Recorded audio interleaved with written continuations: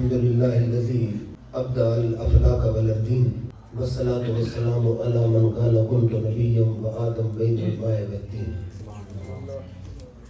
أما بعد فأعوذ بالله من الشيطان الرجيم. بسم الله الرحمن الرحيم. وننزل من القرآن ما هو شفاء ورحمة للمؤمنين. صدق الله مولانا العظيم. فخر القراء قاری محمد سعید صاحب، قاری سمیع النصر، مولانا فرمان علی چشتی صاحب، مولانا اویس اکرم صاحب، مولانا محمد آصف صاحب، حافظ ریاض صاحب، محترم ملک محمد قمر امان صاحب، محترم ملک عدنان امان صاحب، محترم شاہین امان صاحب، محترم فرحان امان صاحب اور حاضرین عزیز اکرام، ہمارے محترم ملک قمر صاحب کی فرمائش تھی.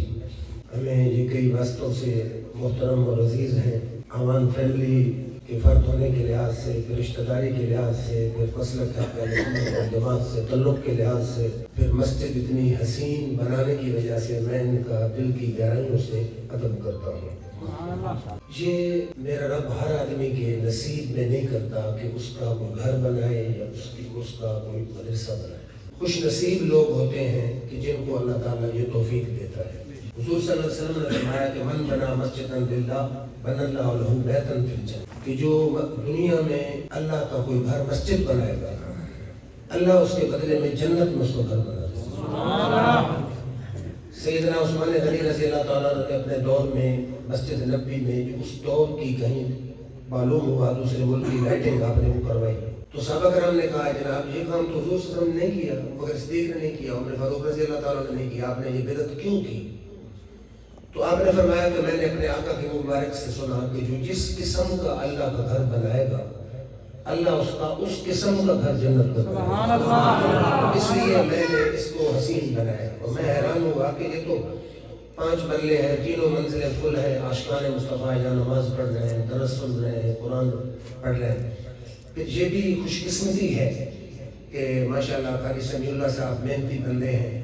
یہ پہلے تو اس مدرسہ سے مسجد سے فارغ ہونے والے حفاظ ہیں جن کو یہ فضیلت حاصل ہوئی کہ اس مسجد میں آ کے انہوں نے قرآن مجید حفظ کرنے کی سعادت حاصل کی. میری یہ دعا ہے کہ اللہ رب العزت ان بچوں کو پوری زندگی قرآن کو یاد رکھنے اور اس پر عمل کرنے کی توفیق عطا فرمائے. ہمارا اہل سنت والجماعت کا یہ عقیدہ ہے، ہمارا یہ عقیدہ ہے کہ جس طرح 1,20,000 کم و بیش انبیاء اور رسول میں کوئی نبی رسول شان اور مقام میں ہمارے آقا کا مقابلہ نہیں کر سکتا، اسی طرح تمام الہامی کتابوں میں کوئی الہامی کتاب قرآن کا مقابلہ نہیں کر سکتی. سبحان اللہ. آپ پوچھیں گے کیسے؟ مثلا تورات بھی الہامی کتاب ہے موسیٰ علیہ السلام پر، انجیل بھی الہامی کتاب ہے عیسیٰ علیہ السلام پر، زبور الہامی کتاب ہے داؤد علیہ السلام پر. لیکن امام جلال الدین سیوطی لکھتے ہیں کہ تورات میں صرف واضح، انجیل میں صرف مثالیں، زبور میں صرف اللہ کی حمد و ثنا، قرآن میں مثالیں بھی ہیں، واعظ بھی ہیں، حمد و ثنا بھی ہے، احکام بھی ہیں اور تعریف مصطفیٰ بھی. ان میں جو الگ الگ چیزیں موجود تھیں میرے رب نے سب کو اکٹھا کر کے قرآن میں وہ جمع کر دیا. یہ ایک حیران کن بات ہے، جتنی الہامی کتابیں ہیں تورات کے موسیٰ علیہ السلام حافظ تھے لیکن امت میں یہ پاور نہیں تھی تورات کو یاد کر سکتے، امت میں کوئی حافظ نہیں. انجیل کے عیسیٰ علیہ السلام حافظ تھے لیکن امت میں کوئی حافظ نہیں. زبور کے داؤد علیہ السلام حافظ تھے لیکن امت میں کوئی حافظ نہیں.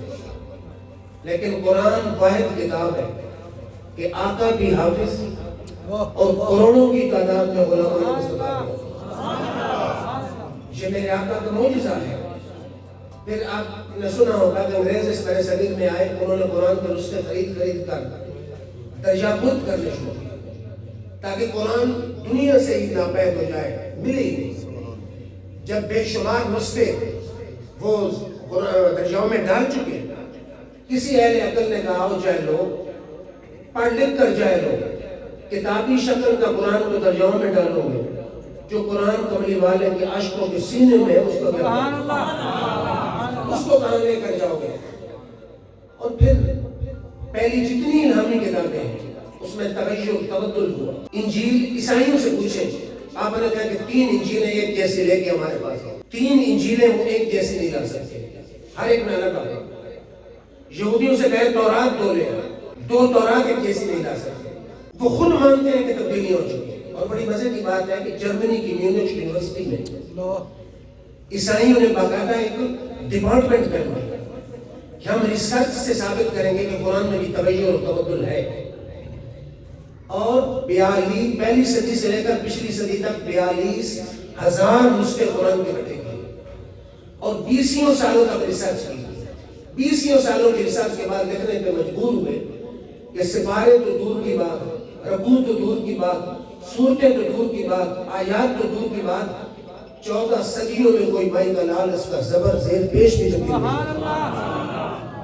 اور اس سے اگلی بات اس سے بھی زیادہ پرلطف ہے کہ جنگ عظیم ہوئی، یونیورسٹی ساری تباہ ہو گئی بخاری سے، لیکن جس بلڈنگ میں قرآن پر ریسرچ موجود تھی قرآن کے نسخے بھی محفوظ رہے اور بلڈنگ بھی محفوظ رہے۔ پھر کافروں نے کہا کہ یہ من گھڑت کلام ہے۔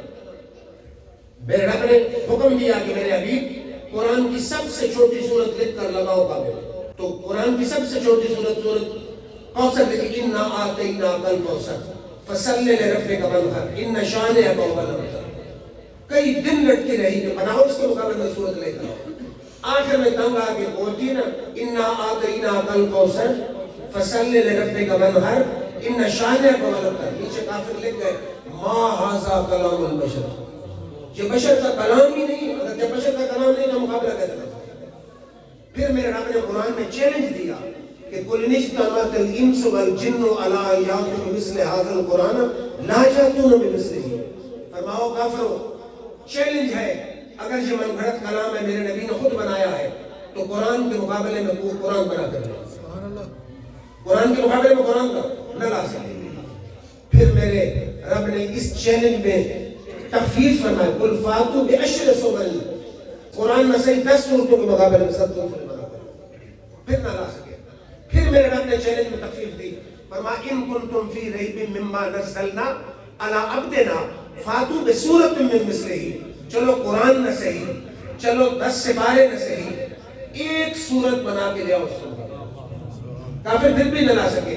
پھر چوتھی دفعہ میرے رب نے اس میں تخفیف فرمائی، فرمایا فَلْيَأْتُوا بِحَدِيثٍ مِّثْلِهِ، چلو قرآن نہ صحیح، 10 صورتیں نہ صحیح، ایک صورت نہ صحیح، اس کے مقابلے میں ایک آیت بنا کے لے آؤ۔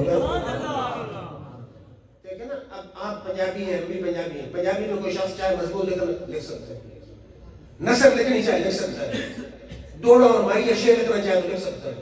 وہ کہتے تھے کہ ہم عربی ہیں، باقی دنیا اجمی، اجمی کا مطلب گونگے، فصیح بلیغ ادیب شاعر ہیں ہی نہیں، جو اتنی فصاحت بلاغت کا دعویٰ کرتے تھے وہ بھی اس کے مقابلے میں ایک بنا کر ملا سکتے۔ تو یہ قرآن کی سچائی کی دلیل ہے۔ پھر 1450 سال میں نہ کوئی اس میں اضافہ کر سکا، نہ کوئی اس میں کمی کر سکا، نہ کوئی اس میں تبدیلی کر سکا، نہ کوئی اس میں حذف کر سکا۔ 4 چیزیں ہیں، نہ اضافہ، نہ کمی، نہ تبدیلی، نہ حذف۔ 4 قسم کے معجزے، آیات ہیں 6666۔ اگر اس سے ضرب کی جائے تو یہ میرے آقا کے 24,000 سے زیادہ معجزات بنتے ہیں۔ ہر آیت 4 معجزے رکھتی ہے، نہ کمی، نہ اضافہ، نہ تبدیلی، نہ حذف۔ پھر قرآن نے جو بات کی، دنیا بدل گئی لیکن قرآن کی بات کوئی مائی کلام جھٹلا نہ سکتا۔ یہودی کہتے تھے ہم اللہ کی پیاری مخلوق ہیں، ہمیں دوزخ میں جانا ہی نہیں، ہم تو اللہ کے محبوب ہیں، چند دن دوزخ میں جائیں گے پھر جنت میں۔ میرے رب نے فرمایا اگر تم رب میری پیاری مخلوق ہو فَتَمَنَّوُا الْمَوْتَ إِنْ كَانَتْ لَكُمُ الدَّارُ الْآخِرَةُ عِنْدَ اللَّهِ خَالِصَةً مِّن دُونِ النَّاسِ فَتَمَنَّوُا الْمَوْتَ إِن كُنتُمْ صَادِقِينَ لَن يَتَمَنَّوْهُ أَبَدًا۔ قرآن نے کہا، میرے رب نے فرمایا سنو یہودیو، تم کہتے ہیں اللہ کی پیاری مخلوق ہے، اگر پیاری مخلوق ہو تم نے جنت تمہیں ملنی ہے تو مانگو ہو۔ اب رب نے فرمایا لَن يَتَمَنَّوْهُ، ہرگز موت نہیں مانے۔ اب اگر یہودی خود کو سچا سمجھتے تو کہتے ہیں مانگتے موت، لیکن یہودی نے موت نہیں۔ پھر جب تعبیر قبلہ ہوئی میرے رب نے پہلے فرما دیا سَيَقُولُ السُّفَهَاءُ مَا وَلَّاهُمْ عَنْ قِبْلَتِهِمُ الَّتِي كَانُوا عَلَيْهَا، یہ انکار کریں گے کہ کیوں پھر گئے قبلے سے۔ اب چاہیے تھا کافر نہ پھرتے قبلے سے، کعبے کی تبدیلی پر اعتراض نہ کرتے، لیکن یہودی نے اعتراض کر دیا۔ تو جو بات قرآن نے کر دی کائنات بدلی کبھی اس میں کوئی تبدیلی نہیں کر سکتی. قرآن نے کہا فرعون کے متعلق فَالْيَوْمَ نُنَجِّيكَ بِبَدَنِكَ لِتَكُونَ لِمَنْ خَلْفَكَ آیَةً. سبحان اللہ. ہم تیری لاش کو محفوظ کر دیں گے اور نشان عبرت بنا دیں گے. اب شیطان غرق ہوا سمندر میں. اب چاہیے کیا تھا؟ عقل کہتی ہے مچھلیاں کھا جاتی ہیں, موجیں بھاگ کے لے جاتی ہیں, لیکن اللہ نے اس کو نشان عبرت بنانا تھا. سمندر میں اس کو باہر ڈالا, جبل فرعون پر ڈالا. اس کی لاش آج تک موجود ہے. ماہرین آثار قدیمہ کہتے ہیں مصر میں آج بھی لاش محفوظ ہے. یہ وہی فرعون ہے جس کا موسیٰ علیہ السلام کے ساتھ مقابلہ. سبحان اللہ. 3259 سال ہو چکے. اب صدیوں تک مصر میں حکومت رہی کافروں کی. اب چاہیے یہ تھا کہ لاش غائب کر دیں, کہتے کہاں ہے لاش. لیکن قرآن نے جو بات کر دی کائنات بدل سکتی ہے, کوئی مائی قرار کرتی ہے. سبحان اللہ. قرآن نے کہا ہم تیری لاش کو نشان عبرت بنائیں گے. اس طرح بنی پڑی ہے. لاش آج بھی موجود ہے اور 3000 سے زیادہ سال ہو چکے ہیں. ماہرین آثار قدیمہ کہتے ہیں یہ وہی فرعون ہے جس نے موسیٰ علیہ السلام سے مقابلہ کیا.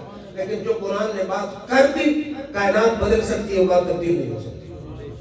پھر کوئی علم ہو اسی کے مطلب قرآن میں آیات ہے.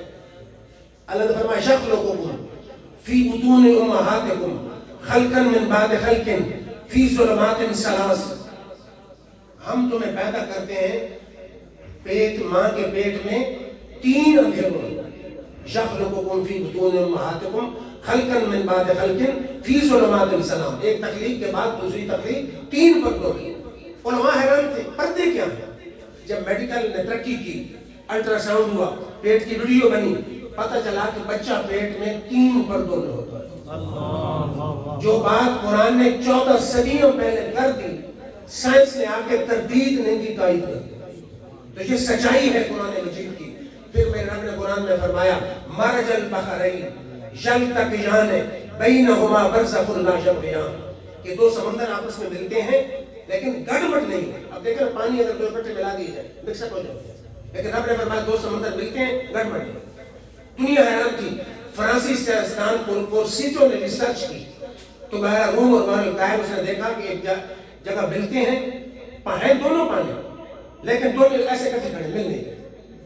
تو جو بات جب اس نے قرآن پڑھا تو حیران ہو کہ میں 20 سالوں کی ریسرچ کے بعد جس نتیجے پہ پہنچا, قرآن تو 1450 سال پہلے اس کی تائید کر چکا ہے. بات بتا چکا. سبحان اللہ. نعرے تکبیر, نعرے رسالہ, عظمت و شان مصطفیٰ, عظمت و شان قرآن.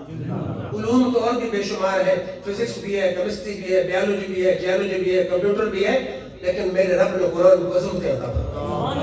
حضور سے پوچھا گیا کہ امت میں سب سے بہترین کون ہے؟ فرمایا خیرکم من تعلم القرآن وعلمہ. فرمایا تم سے بہتر وہ ہے جو زندگی قرآن پڑھنے اور پڑھانے میں گزار دیتا ہے. امت میں سب سے بہترین وہ ہے جس نے زندگی قرآن پڑھنے میں گزار دی یا قرآن پڑھانے میں گزار. پھر پوچھا گیا کہ امت میں مؤسس کون ہے؟ فرمایا اشراف امتی حملۃ القرآن واصحاب اللیل.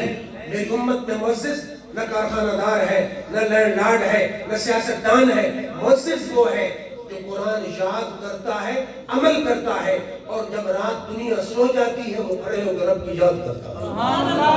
2 بندے مؤسس ہیں, رات کو کھڑے ہو کر رب کی عبادت کرنے والے یا پھر قرآن یاد کر کے قرآن پر عمل کرنے والے.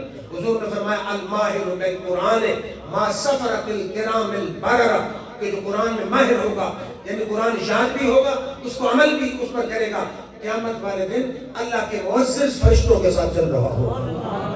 پھر میرے آقا نے 3 خوشخبریاں سنائیں. فرمایا لا یہولہم الفزع الاکبر, قیامت کی بڑی گھبراہٹ اس کو لائق نہیں ہوگی. لا ینالہم الحساب, حساب و کتاب بھی نہیں ہوگا.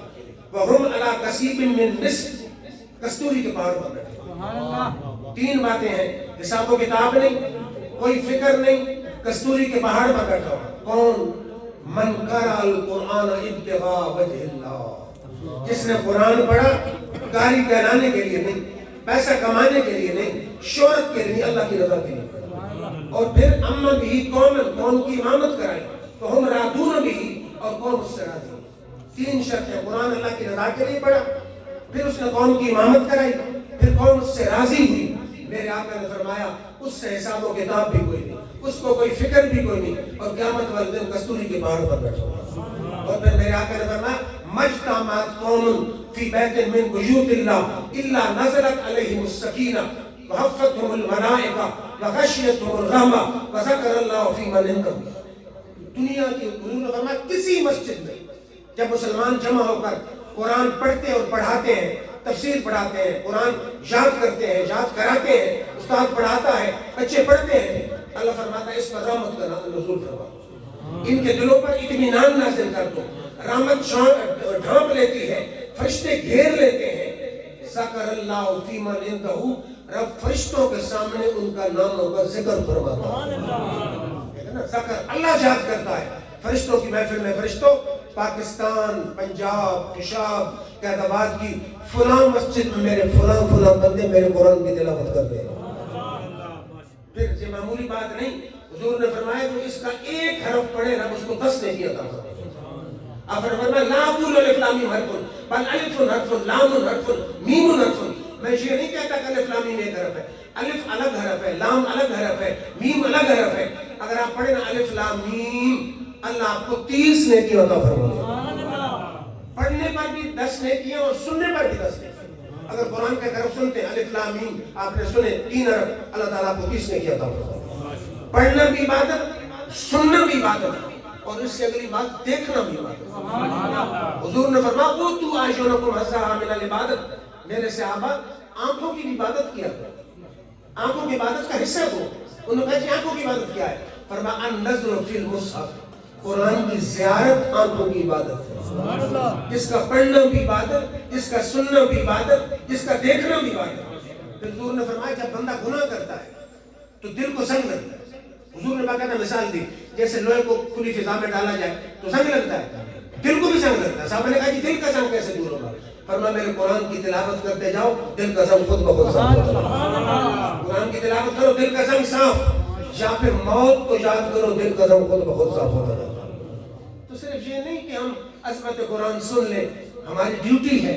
ہم نے قرآن کس لیے رکھا ہے؟ ہم نے تو گھر الماریوں میں سجا کے رکھا ہے. جب بھی تھانے میں، برادری میں کوئی انبن ہو، کوئی جھگڑا ہو، قرآن اٹھا کے اپنی جان چھڑائیں. قرآن اس لیے نہیں ہے، قرآن اس لیے ہے صبح اٹھیں، خدا آپ کو توفیق دے، نماز پڑھنے کے بعد اس کی تلاوت کریں. آپ کے گھر سے صبح گانے کی آواز نہیں آنی چاہیے، ڈرامے کی آواز نہیں آنی چاہیے، فلم کی آواز نہیں آنی چاہیے، رب کے قرآن کی آواز آنی چاہیے. مزہ تب ہے اپنے بچوں کو. اب تو ہر محلے میں 10 مسجدیں ہیں، کم پڑھا ہوا حافظ بھی ہو تو کم از کم بچوں کو ناظر قرآن تو پڑھا سکتا ہے. بچوں کو مسجد میں بھیجیں. اگر آج آپ مسجد میں نہیں بھیجیں گے تو کل آپ کی میت جنازے سے معلوم ہے.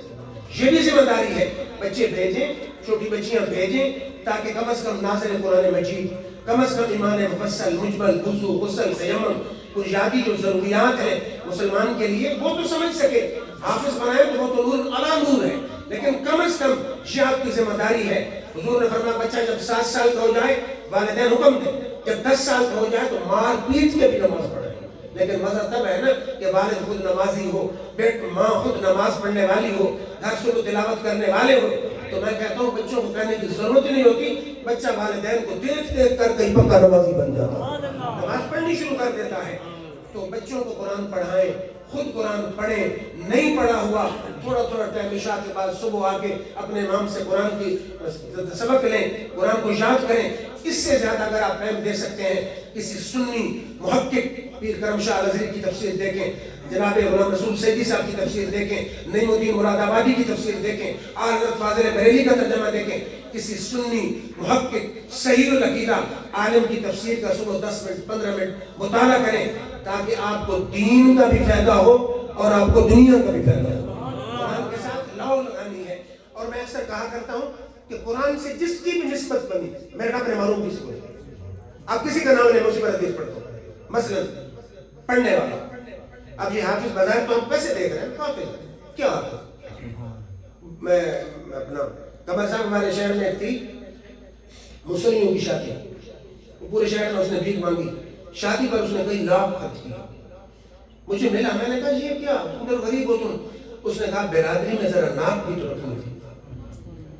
اچھا جہاں کے 4 برادری کے فرد ہیں، اگر ناک رکھنی ہے تو میدان معاشر میں رکھتا. حضور نے فرمایا حافظ کے والد کو ایسا تاج بنایا جائے گا جس کی روشنی سورج کو شرمندہ کرے گی. آپ دیکھیں آدم علیہ السلام سے لے کر میرے آقا تک ہر نبی کے غلام موجود ہو، حافظ کا والد آ رہا ہو، سر پہ تاج ہو جو جگمگ جگمگ کر رہا ہو، سورج کو شرمندہ کر رہا ہو، تو اس سے بڑھ کے ناک اور عزت اور آنر اور پروٹوکول اور چاہیے۔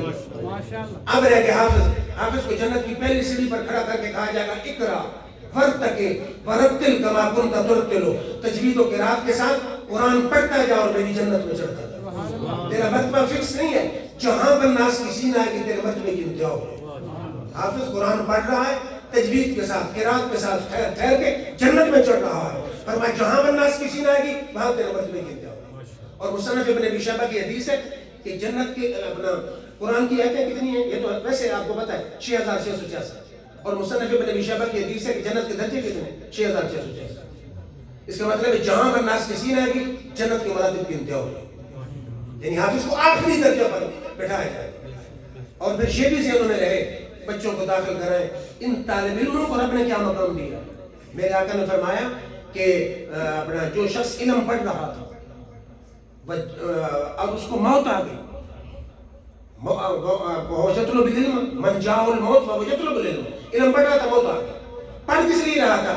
لِيُحْيِيَ بِهِ الْإِسْلَامَ، تاکہ اسلام کو نئی زندگی دے۔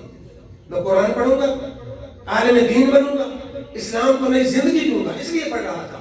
اور دوران تعلیم موت آ گئی۔ حضور نے فرمایا وَبَيْنَهُ وَبَيْنَ النَّبِيِّينَ درجۃ الْفَائِدَہ، کل جنت میں اوپر والا درجہ نبیوں کو کا، نیچے اس طالب علم کا۔ سبحان اللہ۔ قرآن پڑھنے والے کو مقام کیا ملا کہ نبیوں کا درجہ سب سے بلند، اور نبیوں سے نیچے اس طالب علم کا درجہ ہوگا جس نے زندگی میں قرآن اور حدیث پڑھتے پڑھتے رب نے اس کو موت دے دی اور پڑھنا سکا۔ جنت کا درجہ اس کو مل گیا، والد کو تاج پہنا دیا گیا۔ اب آ گیا رشتہ دار کہ ہم نے تو پھول ڈالے گلے میں، ہم نے خوشی منائی، ہمیں کیا ملا؟ یہ ترمذی کی حدیث ہے، میرے آقا نے فرمایا حافظ کو کہا جائے گا، صحیح حدیث ہے، یہ کوئی اختلاف والی بات ہی نہیں اس میں، دوستیوں کی صف لگی ہوگی۔ حافظ کو کہا جائے گا جاؤ، تیرے خاندان کے 10 آدمی ایسے جن پہ جہنم واجب ہے، انگلی سے پکڑتا جاؤ جنت میں لے کے چلتے۔ 10 آدمیوں کی شفاعت کرنی ہے حافظ نے، آپ کو پتہ ہونا چاہیے۔ صرف حافظ کیا، شہید نے 70 آدمیوں کی شفاعت کرنی۔ رب فرمائے گا تو نے میری راہ میں گردن کٹائی، جہاں 70 آدمی جن پہ جہنم واجب ہے انگلی سے پکڑتا جاؤ جنت میں لے کے چلتا۔ اور چھوٹے بچے نے والدین کی شفاعت کرنی، پتہ ہے اس میں اعتراض نہیں، انکار نہیں ہو سکتا۔ حضور بیٹھے ہیں، آپ نے فرمایا عائشہ من کان لہ فرطان من امتی ادخلہم اللہ بہما الجنہ، اگر جس کے 2 بچے بچپن میں فوت ہو گئے اللہ سے جھگڑ کے والدین کو جنت میں لے کے جائیں، بچے جھگڑ کے لے کے جائیں گے، یا اللہ اگر والد جنت میں نہیں جاتا، والدہ نہیں، ہم بھی نہیں جاتے، اللہ فرمائے گا ان کو بھی لے کر۔ عائشہ نے کہا من کان لہ فرطن، جس کا ایک فوت ہو، حضور نے فرمایا من کان لہ فرطن، جس کا ایک ہو وہ بھی والدین کو جنت میں لے کے جائے گا، ایک بچہ فوت ہو جائے وہ بھی جنت میں لے کے جائے گا۔ عائشہ صدیقہ کا تو فوت ہوا کوئی نہیں تھا، آپ نے فرمایا فمن لم یکن لہ فرطن، یا رسول اللہ صلی اللہ علیہ وسلم جس کا کوئی بھی فوت نہ ہو، مایوس ہو، میرے آقا نے فرمایا عائشہ فمن لم یکن لہ فرطن فانا فرط امتی، جس کا کوئی نہ ہو اس کا میں جو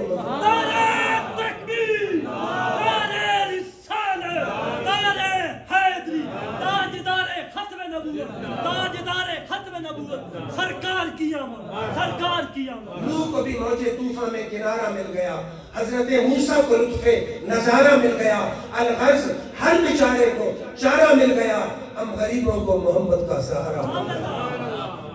تو بہرحال شفاعت بات تو دور چلی گئی کہ میں آپ کے ذہن میں کلیئر کرنا چاہتا تھا کہ شفاعت اللہ نے، اللہ کی جان من ذا الذی یشفع عنده الا باذنہ، کون ہے جو اس کے سامنے سفارش کرے مگر اس کی اجازت سے، جن کو اجازت تو ہے نا تبھی تو کریں گے یہ سفارش۔ تو حافظ قرآن نے 10 بندوں کی شفاعت کرنی ہے، حافظ مالا مال، رشتہ دار مالا مال، والد مالا مال، اب رہ گیا اساتذہ اور مدرسہ بنانے والے۔ محلے والے سوچیں گے ہم نے بلڈنگ بنائی، کوئی بتا رہے تھے قمر صاحب 18 لاکھ چند دنوں میں اکٹھا ہو گیا، 20 دنوں میں مسجد تیار ہو گئی، 10 دنوں میں مسجد کے سولر کا 10 لاکھ آ گیا، وہ کہیں گے ہمیں کیا ملا، خالی میرا رب ان کو بھی نہیں چھوڑتا۔ میرے آقا نے فرمایا اذا مات ابن آدم ان کا تملو، جب انسان مرتا ہے عمل پر، یہ نماز روزے حج زکات کی فرضیت زندگی تک ہے، زندگی روح نکلی فرضیت ختم، آگے تو کمر امتحان ہے۔ فرمایا الا من ثلاثه اشیاء، 3 عمل ایسے بندہ مر بھی جائے تو عمل شروع، عمل باقی رہے جاری رہے، جٹ بھی کہتے ہیں نا صدقہ جاری ہے، تو 3 عمل ایسے بندہ مر جائے عمل جاری، کون سے؟ فرمایا بن صدقۃ جاریہ، زندگی میں ہوٹل نہیں بنایا، سینما نہیں بنایا، پلازا نہیں بنایا، مسجد بنائی، مدرسہ بنایا، اسپتال بنائی، سراب بنائی۔ جب تک مسجد قائم رہیں گی، لوگ نماز پڑھتے رہیں گے، مدرسہ قائم رہے گا، بچے قرآن و حدیث پڑھتے رہیں گے، اسپتال قائم رہے گی، مسلمان وہاں سے فائدہ اٹھاتے رہیں گے، بنا کے مرنے والے کو مرے ہوئے 5000 سال کیوں نہ گزر جائے، قبر میں رحمت بھی آتی رہے گی، نور بھی آتا رہے گا۔ کیا نام حاجی زمان صاحب نے جگہ دی تھی نا، حاجی زمان صاحب جگہ دے کے چلے گئے۔ اب قیامت تک مسجد جہاں بن جائے، مسجد تو مسلمانوں کی رہنی ہے، گرے گی پھر بن جائے گی، گرے گی پھر بن جائے گی، قیامت تک ثواب ان کی قبر میں جاتا رہے گا۔ اب مسجد نبوی کی زمین خرید کے دی سیدنا صدیق اکبر نے، 1440 سال ہو چکا ہے، اب بھی ثواب ان کی قبر میں جا رہا ہے۔ جتنے بندے وہاں نماز پڑھیں گے، بازار صدیقی میں ثواب اس کو جا رہا ہے۔ تو اللہ نے معلوم نہیں رکھا مسجد بنانے والوں کو، مسجد کے ساتھ تعاون یہ نہیں ہے کہ آپ نے ساری مسجد بنا دی، چاہے آپ نے 10 اینٹیں لگا دی، جب تک اینٹیں لگی رہیں گی اس مسجد میں، ثواب آپ کی قبر میں جاتا رہے گا۔ پہلا ہے کہ صدقے جاریہ کا کام کیا، دوسرا حضور نے فرمایا علم یرتفع، علم چھوڑ گیا ہے۔ اب میں کہا کرتا ہوں نا کہ ہمارے حفاظ اور قراء قوم کیا تنخواہ دیتی، آپ کو پتا ہو 20 30 25، اور کالج یونیورسٹی کے جو کلاس 4 ہیں ان کو تو ملتی ہے 60 ہزار، جو تھوڑے سے سینئر ہو جائے، اور پھر ہماری قوم کے سامنے بڑا ہم تنخواہ دیتے ہیں، اس تنخواہ سے بچے پل سکتے ہیں۔ چلو یہ تو غلط ٹاپک ہے، لیکن میں انہیں کہا کرتا ہوں قوم سے صلہ نہ مانگو، صلہ رب الجلال، سبحان اللہ، صلہ رب نے تیار کر رکھا ہے۔ اور اللہ کا فضل ہے، ہمارے علماء کا کمال۔ اس دن میں سن رہا تھا، خورشید گیلانی ہے، بڑا اچھا شاعر ہے، اس نے کہا کہ میں حیران ہوں اس بات پر۔ کس بات پر حیران ہوں؟ کہ ڈاکٹر سے پوچھو کتنی تنخواہ ہے، 1.5 لاکھ ملتا ہے، سنا مشکل سے گزارا۔ انجینئر سے پوچھو، سنا 2.5 لاکھ آمدن ہے، گزارا بہت مشکل۔ کسی عالم سے پوچھو کہ 25,000، سنا ہے الحمدللہ، سبحان اللہ، الحمدللہ، اللہ بہت خوبصورت گزران میری بسر ہو رہی ہے۔ تو یہ شاکی لوگ، اللہ کا شکر کرنے والے تو 1000 سلوٹ کے مستحق ہیں کہ کچھ نہ بھی ہو کبھی شکوہ نہیں کرتے، کبھی اس قوم نے ہڑتال نہیں کی، کبھی اسٹرائک پہ نہیں گئے، کبھی انہوں نے شکوہ نہیں کیا کہ ملا نہ ملا، جو ملے نہ ملے گزارا کر کے دین کی خدمت کر رہے ہیں۔ ہزاروں سلاموں کے مستحق ہیں یہ لوگ کہ جو روکھی سوکھی کھا کے خدمت دین مدین کر رہے ہیں۔ تو میں کہا کرتا ہوں کہ صلہ قوم سے نہ مانگو، صلہ رب الجلال سے۔ میرے آقا نے فرمایا اور علم چھوڑ دیا۔ ہمارے سارے مثلا گھری اپنا مولانا آصف صاحب بہت اچھا قرآن مجید پڑھا رہے ہیں، کافی بچے ان کے پاس ہیں، فرمان صاحب پڑھاتے ہیں، مظفر سارے پڑھاتے ہیں، یونس صاحب بیٹھے ہیں، سارے ہمارے عزیز پڑھا رہے ہیں، تو بچے پڑھ رہے ہیں، 10 حافظ ہو گئے، 20 ہو گئے، شبیلہ صاحب بیٹھے ہیں، 50 ہو گئے، 100 ہو گئے، اگر دنیا سے جانا ہے چلے جائیں گے۔ ان کے شاگرد جب تک پڑھاتے رہیں گے ان کی قبر میں رحمت اللہ، پھر شاگرد مر جائیں گے تو ان کے شاگرد پڑھاتے رہیں گے، تو وہ پڑھائیں گے تو اتنی ساری نسلوں میں اس طرح رحمت اور برکت آتی ہے۔ تو یہ ایک نہ ختم ہونے والا صلہ ہے۔ علم جب تک اس کا پڑھا ہوا علم، اب ہمارے دادا جان نے پڑھایا، مولانا طاؤمس صاحب وہ فوت ہو گئے، پھر انہوں نے سیدی صاحب کو پڑھایا وہ فوت ہو گئے، اب سیدی صاحب کے شاگرد 4تھی نسل چل رہی ہے، 4تھی نسل والا استاد پڑھائے گا، اوپر والی 3 نسلوں کو استادوں کو ثواب مل جائے گا۔ کتنے آگے 2، تیسرا حضور نے فرمایا والدین، بیٹا چھوڑ کے آیا۔ یہ بھی بڑی توجہ سے آپ نے بات کہی سنی ہے۔ اب بیٹے 2 قسم کے ہوتے ہیں، ایک وہ ہوتے ہیں جو والدین پرواہ نہیں کرتے، یہ المیہ ہے ہمارے معاشرے کا۔ ایک دن ایک پروفیسر مجھے کہہ رہا تھا، بات اس کی مجھے بڑی پسند آئی، ٹھیک کہہ رہا تھا، اس نے کہا ہمارے علاقوں میں رواج ہے، لوگ نصف پر گائے کسی کے یہاں رکھتے ہیں، چھوٹی سی گائے لی، یہ لے لیں جی رکھیں، تو جب پیسے اس کے مثلا 50,000 ہے، 25 میرے 25 آپ کے، جب بڑی ہوگی تقسیم کر لیں، ٹھیک ہوگی۔ سال میں 10 چکر لگاتے ہیں کہ گائے کا کیا ہے، اور بچہ جہاں داخل کریں مدرسے صاحب 8 سال میں باپ کبھی داخل نہیں ہوا تو بچہ کیسے ہوگا، پرواہ ہی نہیں کرتے۔ یہ ہم نہیں سوچتے کہ میرا بیٹا کھیل کس کے ساتھ رہا ہے، محلے میں اس کی دوستی کس کے ساتھ ہے، سکول کا ماحول کیسا ہے۔ جب بچہ صحیح بدماش بن جاتا ہے، باپ کے کنٹرول سے آؤٹ ہو جاتا ہے، پھر کوئی تعویذ تو دیں، کوئی وظیفہ تو بتائیں۔ اگر والدین توجہ کریں، میں اس کو سب سے پہلی تربیت کا کون سی ہے؟ ماں کی گود۔ اگر ماں صالح ہو تو جب ماں فاطمہ تو زہرا ہوتی ہے تو بیٹا امام حسین پیدا ہو۔ ماں صالح ہو، ماں نیک ہو، سے شریعت کا حکم ہے کہ شادی سے پہلے حسن بعد میں دیکھیں، پیسہ بعد میں دیکھیں، ذاتی کریکٹر پہلے دیکھیں، نیک ہے، مذہب کا رجحان رکھتی ہے یا نہیں، دیندار ہے یا نہیں۔ تو سب سے پہلی تربیت گاہ ماں کی گود، پھر باپ کی سرپرستی۔ تو حضور نے فرمایا بیٹا ہو پہلی بات، پھر اگر برا ہو تو والدین سے تو پرسش ہوگی قبر میں. قرآن کہتا قوا انفسکم واہلیکم نارا, اپنے آپ کو دوزخ سے بچاؤ, گھر والوں کو بچاؤ. تو اس لیے شریعت نے کہا بیٹا ہو نیک ہو, اور نیک ہو, اور لوگ یار فائدہ پڑھ دو باپ کا کہے پھر ضرورت کیوں, سمجھ رہے ہوں گے آپ. تو اس باپ بیٹے کو کوئی فائدہ ہے؟ میرے آقا دیکھ رہے تھے, فرمایا والدین بیٹا ہو, صالح نیک ہو, یدعو لہ, نیک بھی ایسا جو والدین کے لیے دعا کرنے والا ہو. سبحان اللہ. انہوں نے فرمایا یہ بھی صدقے جاریہ کی طرح ہے, صدقے جاریہ کی طرح ہے. اولاد نیک ہو. اب قمر صاحب یقیناً جاتے ہوں گے اپنا جمعے کو اپنے والدین کی قبروں پہ. یہ تربیت ہے, عقیدے کی درستی ہے کہ مرنے کے بعد بھی والدین سے ہم وفا کرتے ہیں. اور حضور نے فرمایا جو بیٹا, پہلی امت میں ایک شخص کا اچانک درجہ بنا, اس نے کہا میرے عمل بند ہے, فرشتوں کیوں بلند ہوا؟ فرشتوں نے کہا باستغفار والد کلک, جو بیٹا چھوڑ کے آئے اس نے تیرے لیے دعا مانگی ہے, اللہ نے جنت میں تیرے درجے کو بلند کیا. تو اولاد کی تربیت یہ نہیں ہے, وہ مسجدیں سب رب کی ہیں. خبردار اس مسجد میں بچے کو قرآن نہ پڑھائے. معذرت کے ساتھ ناراض بھی نہیں ہونا کہ جو آپ کے بیٹے کو خود کش بمبار بناتے ہیں, جو آپ کے بیٹے کو وہ تعلیم دے کہ تیرا باپ بھی مشرک ہے, قرآن پڑھنے کی ضرورت نہیں ہے, اس تعلیم سے بچیں کہ بیٹا پڑھنے کے بعد والدین کو مشرک اور کافر بناتا رہے, فتوے چلاتا رہے. اس کے پاس پڑھیں جو باپ کا ادب سکھائے, نبی کی محبت سکھائے, صحابہ کی محبت سکھائے, اہل بیت کی محبت سکھائے, صحیح العقیدہ ہو, تاکہ آپ کا بیٹا مرے تو الفاتحہ تو پڑھتے رہے, پڑھے تو صحیح, آپ کی قبر پر حاضری تو دے. حضور نے فرمایا جو بیٹا ہر جمعے ماں باپ 2 فوتوں کا 1 فوتوں قبر کی حاضری دے, اللہ فرماتا ہے بیٹے کی زندگی کا پچھلے گناہ معاف, بیٹے کی زندگی کا پچھلے گناہ معاف کروا دو, اور اس کا نام بھی نیکوکاروں کی لسٹ میں دے. اللہ تعالیٰ سے دعا کو اللہ رب العزت آپ سب کی